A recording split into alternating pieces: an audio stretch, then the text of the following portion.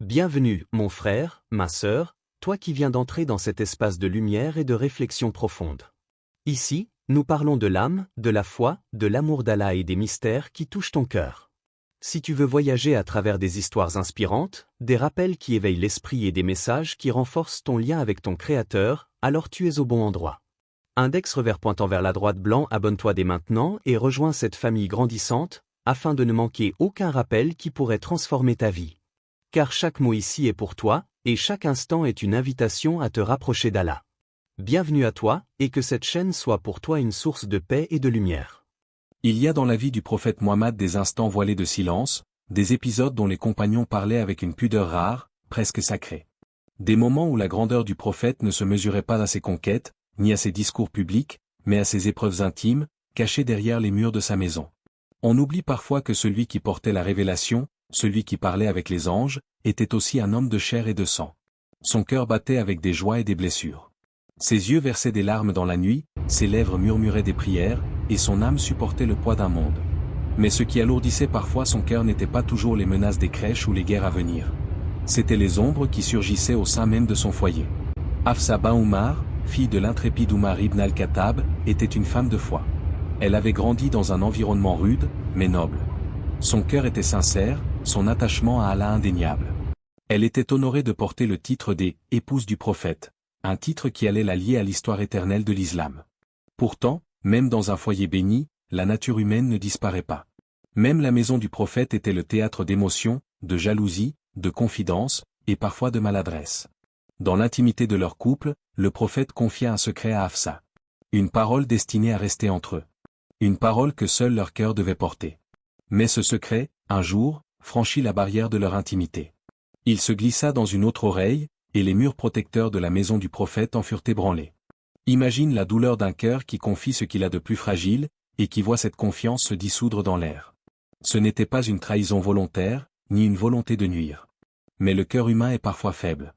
La langue, sous l'effet d'une émotion ou d'un lien de complicité, trahit ce que la raison voulait garder. Et ce jour-là, Muhammad, celui dont le cœur supportait déjà les fardeaux de l'humanité, ressentit une douleur intime que peu de gens peuvent imaginer. Une douleur qui ne venait pas des ennemis de l'extérieur, mais de l'intérieur de son foyer. Livre ouvert Allah dit. Ô prophète, pourquoi interdis-tu ce qu'Allah t'a rendu licite, cherchant à plaire à tes épouses? At-Tarim 66:1.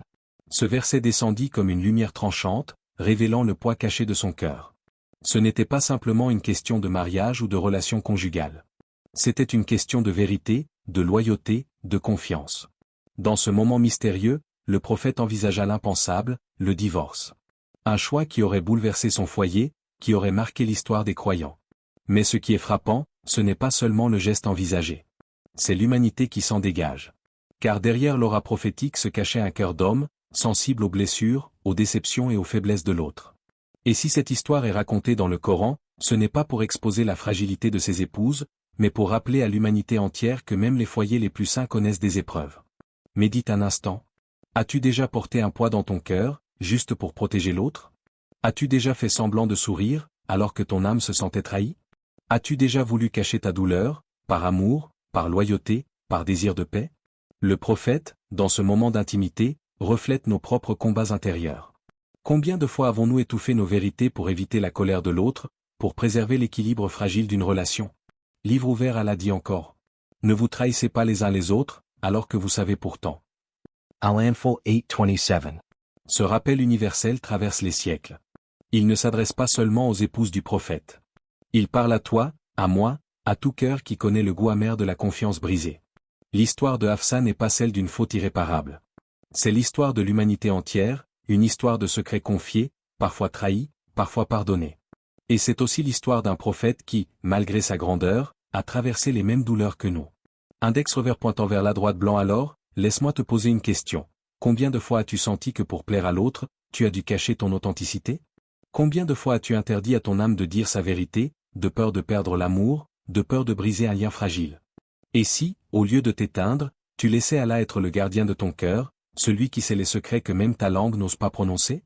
Dans chaque foyer, il existe un fil invisible qui relie les cœurs, la confiance. C'est ce fil qui soutient les regards, qui donne du poids aux paroles, qui transforme une maison en refuge. Mais quand ce fil se brise, tout tremble. Les murs deviennent froids, les mots deviennent lourds, et même la lumière semble se retirer de la pièce. Dans la maison du prophète, ce fil fut un jour fragilisé. Le messager d'Allah confia à Hafsa un secret. Ce n'était pas une parole ordinaire. C'était une de ces paroles dites avec l'intimité la plus profonde, une de ces confidences qu'on partage seulement quand le cœur se sent en sécurité. Hafsa reçut ce secret comme une preuve d'amour et de confiance. Mais ce secret, elle ne réussit pas à le garder. Dans un moment d'émotion, peut-être dans un élan de proximité, elle le transmit à Aïcha. Elle pensait peut-être que cela n'aurait pas de conséquences, que ce n'était qu'un mot échangé, qu'une parole posée entre elles. Mais ce qui devait rester dans l'ombre se retrouva dans une autre lumière. Et ce geste, simple en apparence, fut ressenti comme une blessure profonde. Car le prophète n'était pas seulement un mari, il était un messager. Et quand sa confiance était entamée, ce n'était pas seulement son cœur qui souffrait, mais aussi le symbole de ce lien sacré entre lui et ses épouses. Livre ouvert Allah dit. Lorsque le prophète confia un secret à l'une de ses épouses, et qu'elle l'ayant révélé, Allah le lui fit connaître. Alors il lui en fit part et elle dit, qui t'en a informé? Il dit, c'est le tout-connaissant, le parfaitement connaisseur, qui me l'a fait savoir. At-Tarim 66:3. Ce verset résonne comme un dévoilement. Allah lui-même révéla à son messager que ce qui avait été dit dans l'ombre avait franchi les limites. Imagine la scene. Hafsa croit son secret discret, son geste passé sous silence. Elle se tient devant le prophète, et soudain, il lui dit ce qu'elle a confié. Sun visage fige. Ses yeux cherchent une échappatoire. Elle demande, qui t'en a informé? Et la réponse tombe comme une lame de vérité, c'est le tout-connaissant, le parfaitement connaisseur. Ce n'était plus seulement une histoire entre mari et femme. C'était devenu une leçon pour toute l'humanité, aucun secret n'échappe à celui qui connaît les cœurs. Ici, le drame n'est pas dans la gravité du secret lui-même. Il est dans la brisure de la confiance. Car quand la confiance se fissure, ce n'est pas seulement un mot qui se perd, c'est un monde qui chancelle. Dans nos vies, nous connaissons ces moments. Un mot confié à un ami, répété à une autre oreille. Un secret d'âme, jeté dans un cercle où il n'aurait jamais dû apparaître. Et soudain, le cœur se serre, comme si l'air manquait. La trahison volontaire est une blessure. Mais la trahison involontaire est parfois plus douloureuse encore. Parce qu'elle vient d'une personne qu'on aime, qu'on ne soupçonne pas, qu'on ne veut pas accuser. C'est comme si la confiance avait été brisée non pas par l'ennemi, mais par une main que nous voulions tenir. Index revers pointant vers la droite blanc. Toi qui écoutes, as-tu déjà confié ton cœur à quelqu'un, et vu ton secret exposé, ton intimité dispersée comme de la poussière dans le vent? C'est une blessure silencieuse. On ne crie pas. On ne s'effondre pas. Mais à l'intérieur, quelque chose se fend. Et alors une question se pose, comment réagir? Faut-il rompre? Faut-il pardonner? Faut-il se taire et étouffer la douleur? Le prophète, lui, ressentit cette douleur. Il envisagea le divorce. Ce n'était pas une réaction de colère aveugle, mais une réaction humaine, douloureuse, devant un lien qui semblait se fissurer. Mais ce que cette histoire nous enseigne, c'est que même dans la plus grande douleur, Allah n'abandonne pas. Allah révéla la vérité à son prophète pour lui montrer que rien n'est caché, que chaque secret, chaque trahison, chaque murmure est connu de lui. Livre ouvert Allah dit ailleurs. Il connaît la trahison des regards, ainsi que ce que les poitrines cachent. Gaffer 40:19. Chaque fois que nous ressentons le poids de la trahison, souvenons-nous de ce verset. Chaque fois que nous étouffons d'un secret révélé, souvenons-nous que c'est Allah qui protège les cœurs sincères. Mais une autre leçon se cache ici. Le prophète n'a pas fermé la porte. Il n'a pas condamné Hafsa pour toujours. Il a souffert, il a été blessé, mais il a laissé l'espace au repentir, à la réparation, à la réconciliation. Car dans les relations humaines, la perfection n'existe pas. Et peut-être que la véritable force n'est pas de ne jamais être trahi, mais de savoir que même après une blessure, Allah peut reconstruire ce qui semblait perdu. Index revers pointant vers la droite blanc. Alors, toi qui écoutes, quand la confiance est brisée dans ta vie, que fais-tu? Cherches-tu à effacer l'autre de ton histoire? Ou laisses-tu à Allah la possibilité de guérir, de transformer, de redonner une lumière là où tout semblait éteint? Muhammad était un homme. Unmari, unami, unpair. Son cœur ressentait, sa chair souffrait, ses yeux pleuraient. Mais il était aussi l'élu, celui dont chaque geste était guidé par Allah, celui dont les réactions enseignaient à l'humanité entière comment réagir dans ses propres tempêtes. Dans ce moment de blessure intime, la colère aurait pu l'emporter. Il aurait pu tourner le dos, rompre, se séparer. Car qu'y a-t-il de plus lourd qu'un secret trahi, qu'une confiance fissurée? Et pourtant, ce que l'histoire révèle n'est pas un éclat de fureur, mais une leçon de miséricorde. La miséricorde n'était pas une option dans le cœur du prophète. C'était son essence. Elle recouvrait sa douleur comme l'eau qui éteint un feu.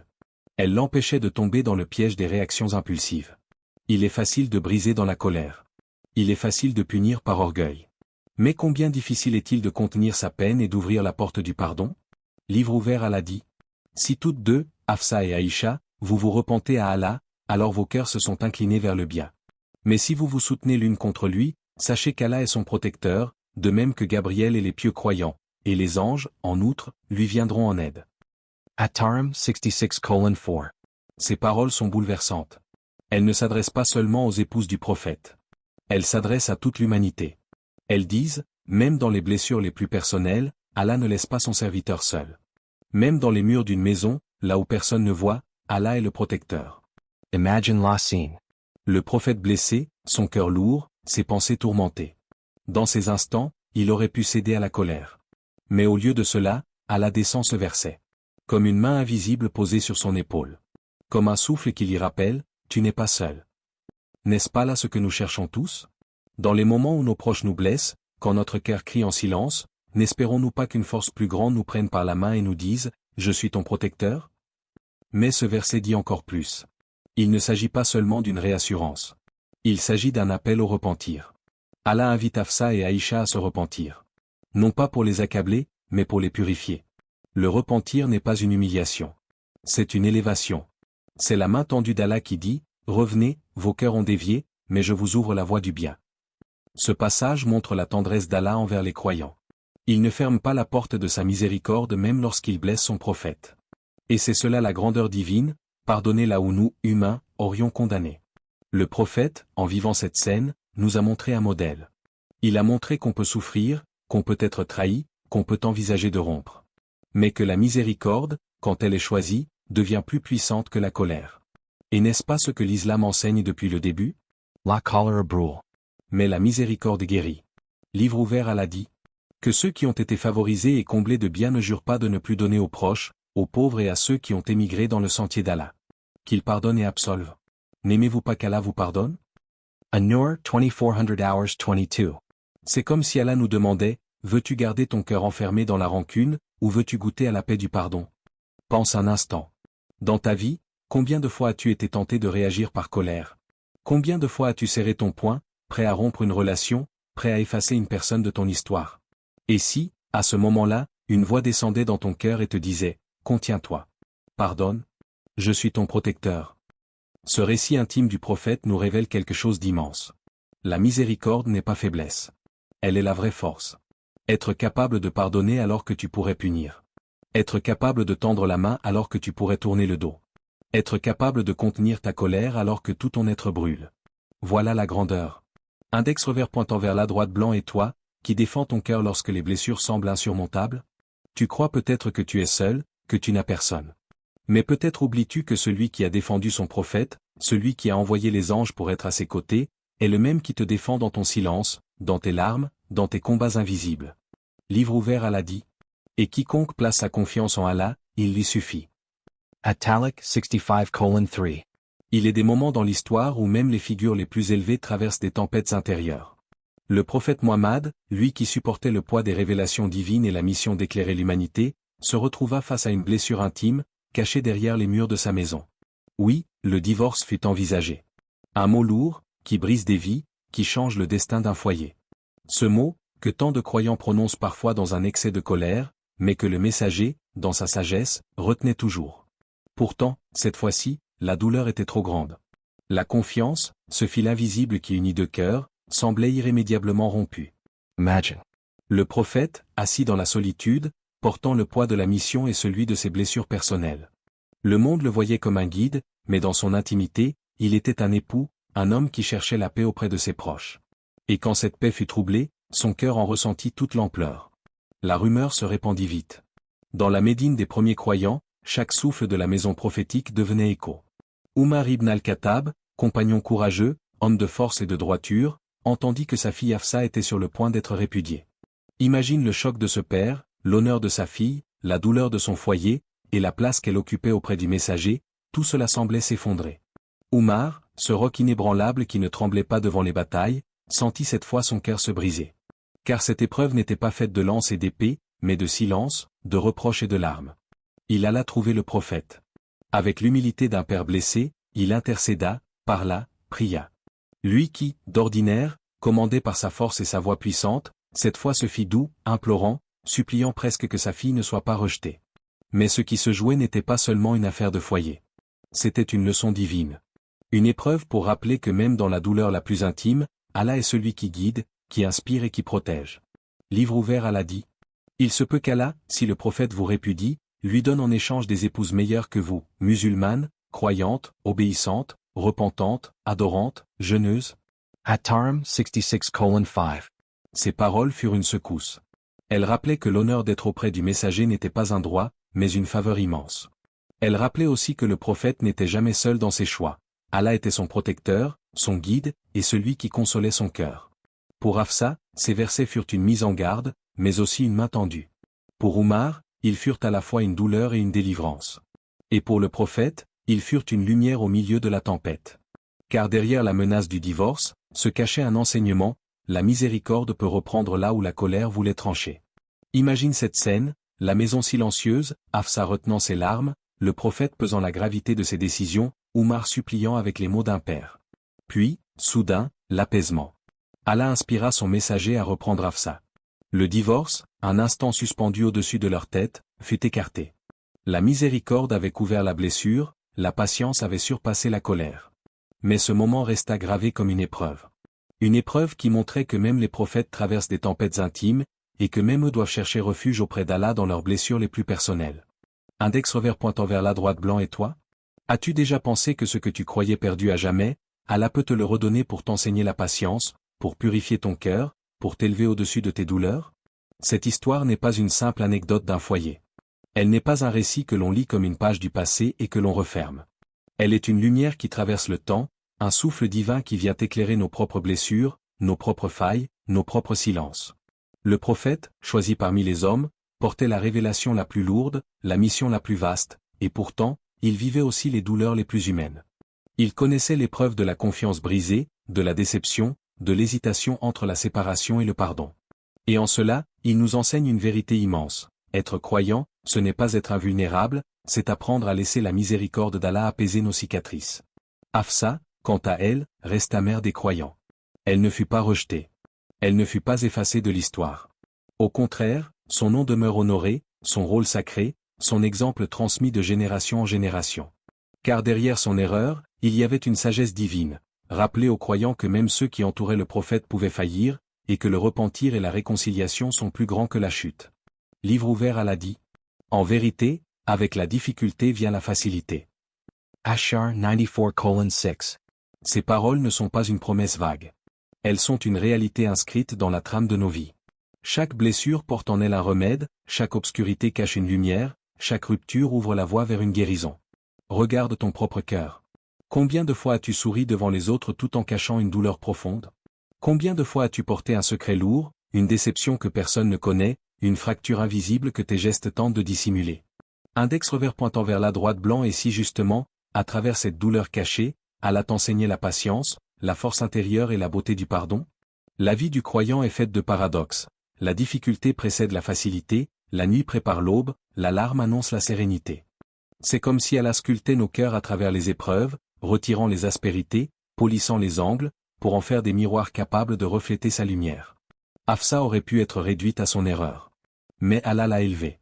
Parce que l'histoire ne s'arrête pas à la faute, mais à ce que l'on en apprend. Elle est devenue un exemple d'honneur et de piété, non pas malgré son épreuve, mais à travers elle. Et nous aussi, nous avons ces épreuves qui deviennent nos maîtres invisibles. Une trahison qui nous apprend la sincérité. Une séparation qui nous enseigne la valeur de l'attachement. Une perte qui nous révèle la vraie richesse. Chaque blessure est un verset silencieux, une révélation intime, écrite non pas sur du papier, mais dans la chair de nos vies. Le prophète aurait pu choisir la colère. Il aurait pu fermer la porte de la réconciliation. Mais il a choisi la miséricorde. Et ce choix a transformé une blessure en lumière, une douleur en enseignement, un risque de séparation en un lien encore plus fort. C'est ainsi que fonctionne la miséricorde d'Allah. Elle ne nie pas nos failles, elle les transforme. Elle ne supprime pas nos erreurs, elle en fait des marches vers la sagesse. Elle ne nous prive pas de nos épreuves, mais elle nous montre quelles sont les clés qui ouvrent les portes de la facilité et de la guérison. Étincelle, ce récit n'est donc pas seulement celui d'une intimité du prophète. c'est un miroir tendu à nos âmes. Une invitation à voir dans nos blessures non pas des impasses, mais des passages. Un rappel que même dans la douleur la plus profonde, Allah protège, Allah éclaire, Allah redonne. Et si ta blessure, celle que tu caches derrière tes sourires, devenait le lieu où Allah inscrit son pardon et sa lumière? Et si ton histoire, marquée par la difficulté, devenait ton plus grand trésor parce qu'elle t'a rapproché de lui? Index revers pointant vers la droite blanc. Souviens-toi, la miséricorde d'Allah transcende toujours nos blessures.